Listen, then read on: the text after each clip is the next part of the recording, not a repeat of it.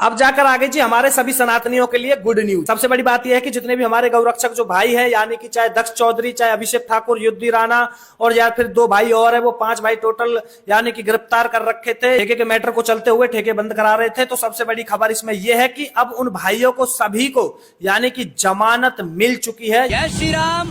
सभी सनातनी अधिवक्ता खड़े हैं जिला न्यायालय के बाहर मथुरा, और सभी सनातनी योद्धाओं की जमानत हो चुकी है। दक्ष चौधरी, अभिषेक ठाकुर, युद्धि राणा और दुर्योधन और अमित भाई जेल गए थे, उनकी जमानत हो चुकी है। आज हमारे भाई जेल से बाहर आ जाएंगे, तो भाई सभी को हार्दिक शुभकामनाएं।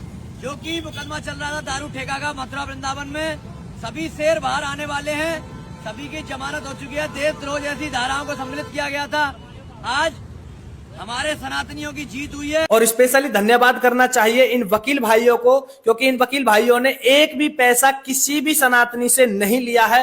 और 3 दिन के अंदर सभी अधिवक्ताओं ने पूरी ताकत लगाकर निःशुल्क केस लड़ा है। 1 रुपया किसी भाई से नहीं लिया सनातनी से, 1 खुला रुपया किसी सनातनी से नहीं लिया है, और निःशुल्क ही केस लड़े हैं और जीते भी हैं, और 3 दिन के अंदर जमानत भी करा दी है।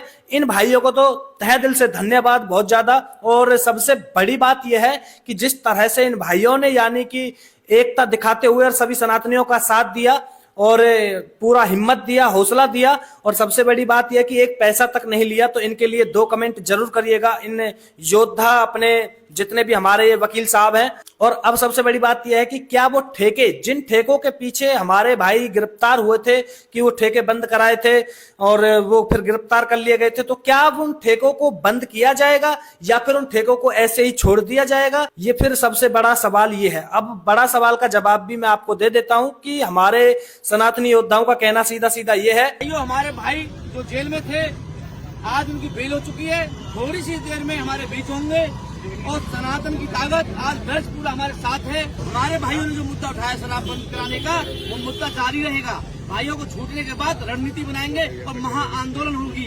हमने ऐलान कर दिया है 10 दिन के अंदर ठेका नहीं हटा वहाँ से तो विशाल आंदोलन होगा।